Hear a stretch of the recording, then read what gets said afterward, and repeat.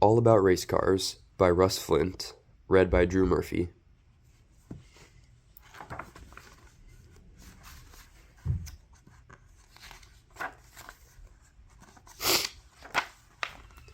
This Indy car is out of fuel. It needs new tires. The pit crew works very fast. The Formula car is low to the ground.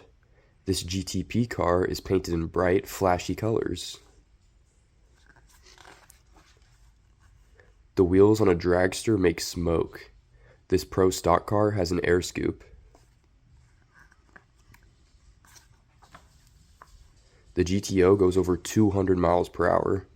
This stock car has a nose piece to give it weight.